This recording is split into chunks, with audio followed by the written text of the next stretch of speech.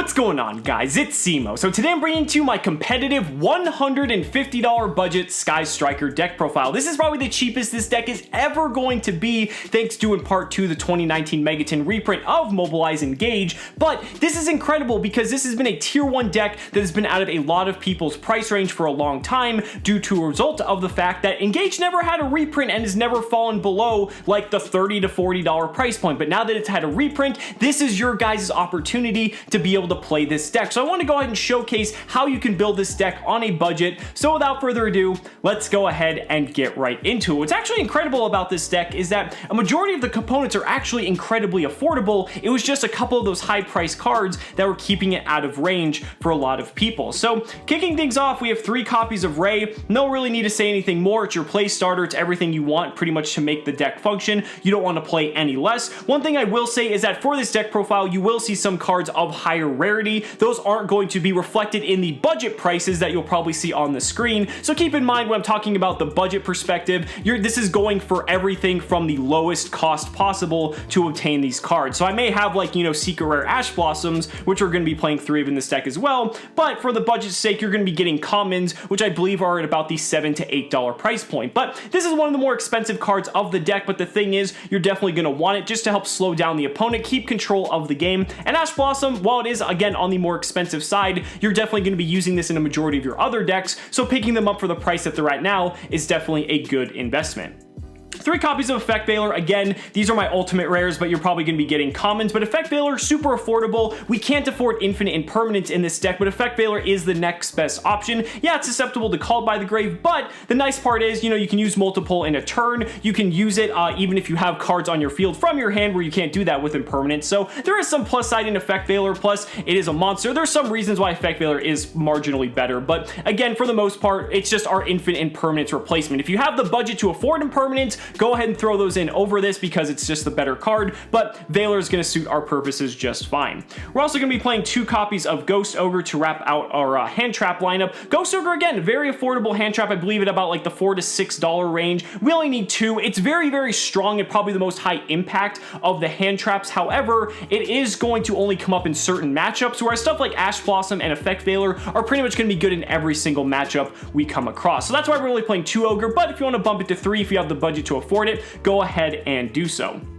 So that's it for the monsters, really not too much going on there. Now we get to the spells, because oh boy, 3 copies of Engage. This is it. I mean, Engage is now a budget card. Yeah, sure, it's still like 10 bucks a copy, but compared to like the $30 to $40 it's been for the past year and a half, this is your guys' opportunity to start playing this deck. You definitely need to max out on this card because it's not once per turn, it's basically Pot of Greed, and it's basically, if you see this card, you're going to win the game outright. So definitely need to have 3 copies of Engage. 3 copies of Widow Anchor. Widow Anchor has also been reprinted. It's been kind of expensive, but not nearly as expensive as Engage because you're going to be using Engage in a lot more other decks besides just Sky Striker, whereas Widow Anchor is pretty much only solely for Sky Striker, I guess Trickstar Sky Striker, which is no longer a deck, but I digress. Widow Anchor, everything you could want in a card, being able to snatch your opponent's monsters, negate their effects if you have to. This is how you win games for the most part. Widow Anchor is just such an incredibly powerful card. You don't want to play less than 3. Next up is 2 copies of Sky Striker Airspace Area 0 and 1 copy of Terraforming. You can bump this up to 3 if you want. This is a consistency card, so if you want to just make sure you see Ray as much as possible, that's perfectly fine. I tailored this list based off of the best performing versions of Sky Striker, and most of the lists are just playing the 2-in-1 ratio, so that's why I just went ahead and did that, just to give you guys a template. But again, if you want to bump it up to 3, nothing wrong with that, just people don't want to brick too much, just because sometimes there are some consistency issues with this deck. However, this is a very solid card. Just being able to get access to your Ray or any of your Sky Striker cards like Engage for that matter, definitely a very solid pick.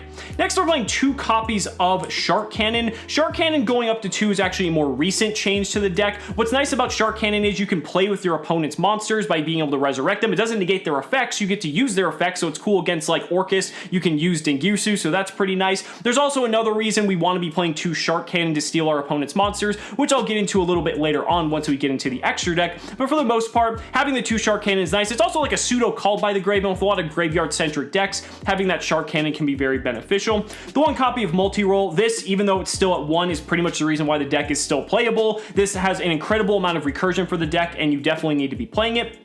Then for the one-ofs, we have one copy of Afterburner for monster removal, one copy of Jamming Waves for spell and trap removal, also to hit our own area 0 in a pinch if we need to get to Ray, absolutely.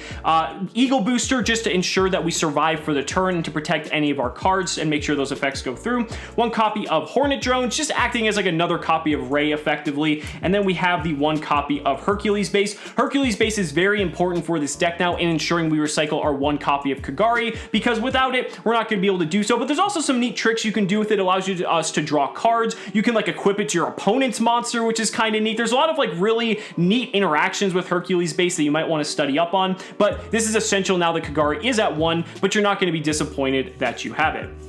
So that's going to wrap it up for the Sky Striker spells. Let's go ahead and get to the rest of them. So next up we have 3 copies of Mystical Space Typhoon. I feel that this is essential in this deck because this essentially allows you to get to your Ray even quicker, because if you have this plus your area 0, you can just immediately pop the field spell to get to your Ray, and the more times you can access Ray, the more consistent the deck becomes. Mystical Space Typhoon is better in that regard. It's better than Twin Twister because you don't really want to be discarding cards. You want to be up on card advantage with this deck, and Mystical Space Typhoon is also a nice 1-for-1 trade against a lot of the other decks and like the single back row that they might typically play. Against stuff like Salamangreat, they might have like one copy of Roar, or against Orcus, they might have the Crescendo, and this card just 1-for-1s with those cards very effectively, so I really feel like this is a very solid option. Cosmic Cyclone would be better, but we really want to make sure we destroy our own area 0 if we absolutely have to, so that's why we play the Mystical Space Typhoon in this particular deck. Next up, we have 2 copies of Foolish Burial and 1 copy of Metalfoes Fusion. These are kind of bricks, but we want these just to have our spell count in the grave get to 3 instantly, just to start getting the added value off of all of our Sky Striker cards. There are some instances where we can send other cards with Foolish Burial goods as well if you absolutely have to, but for the most part, you're going to be sending the Metalfoes Fusion just to up that spell count. And then for the last of the spells, 1 Reinforcement of the Army, effectively acting as our 4th copy of Ray, 1 Upstart Goblin just to give us another spell and give us what, you know, a little bit more added consistency. And then last but not least, 1 copy of Double or Nothing. So we are playing the Utopia double package in here, and that's kind of what I was alluding to earlier when I talked about double Shark Cannon. The thing is, we need to have a way to close out games, and I feel like, especially in a budget variant, if you don't want to go and pay for a Borosword Dragon, you could just as easily get a copy of Utopia Double and Utopia the Lightning. And honestly, in a deck like this, I feel like it's actually a lot easier to make that combo than going to something like Borosword, because Borosword requires you to take like all your opponent's monsters and hopefully link up into it, where with Shark Cannon, or excuse me, with Utopia Double, you just need 2 level 4s, whether it's 2 copies of your own Ray, or you can steal one of your opponent's level 4s, because most decks in the meta have at least some copy of a level 4 monster you can steal, and that's where Shark Cannon comes in handy. So that's why we're playing that. And then wrapping up the deck, we have 3 traps. We are playing 3 copies of Summon Limit. Now, this would typically be there can be only 1, so if you have that copies of those lying around, definitely upgrade it to that, because that is the much better floodgate. However, we are playing a budget list, and Summon Limit, for our purposes, pretty much does what we need to, just slowing down the game, helping control it to our pace. You don't have to play this if you don't want to. You can play 3 other spell cards, and that's perfectly fine, but I feel like having some sort of floodgate to slow the pace of the game down, especially with a lot of the summon heavy decks in the game. Our deck doesn't summon all that much, and Summon Limit is a very nice card. So again, if you have there can be only 1, definitely swap it out for those, but for our budget purposes, Summon Limit will do just fine.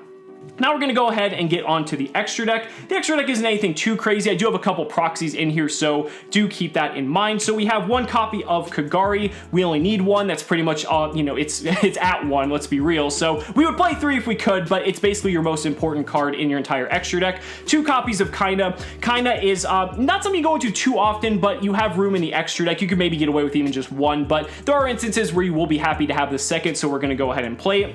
Now we have 3 copies of Shizuku. You definitely don't want to play less than this. This is pretty much how you're going to always keep at your advantage, and also power down your opponent's monsters, which is very relevant. 3 copies of Hayate. Hayate is also very important because, you know, it turns out attacking your opponent directly is actually pretty good, and just sending and fueling your graveyard with more spells is very powerful. Then wrapping it up with the last 6 cards, 1 copy of Phoenix. Phoenix is a very nice link off with something like Widow Anchor plus 1 of our cards to make sure our main monster zone is free, and also popping annoying floodgates in back row is just very good. We also have Unicorn for the same reason, just to deal with problematic threats that the deck can't really out naturally. That's what Unicorn is there for. 1 copy of Hita, the Fire Charmer Ablaze. This is actually for mirror matches for Sky Striker, a very cheap and affordable option to steal our opponent's Kagari and be able to play like with multiple Kagaris like the old days in the mirror matches Hita's a very good card for that. Also, if our opponent has like an Ash Blossom in their graveyard, or if you're playing Salamangreat, the whole archetype is fire, you can steal their monsters and help link climb using Hita, which is a very, very powerful way of doing so. So definitely play Hita. It's a very nice touch.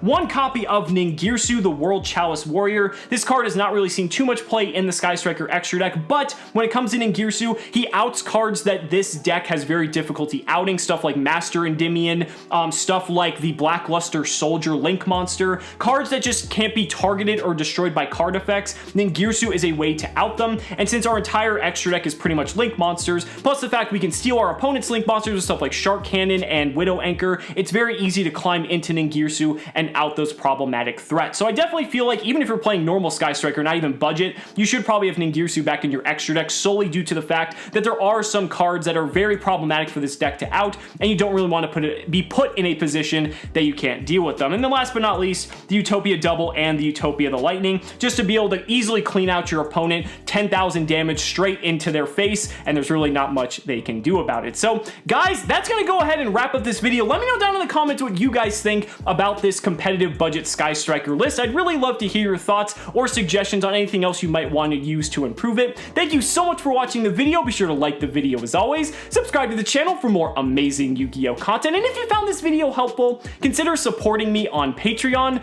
or becoming a YouTube channel member, because just by showing your support in any way that you can, you're investing in my ability to continue bringing you amazing Yu-Gi-Oh content. So thanks so much again, and we'll see you next time.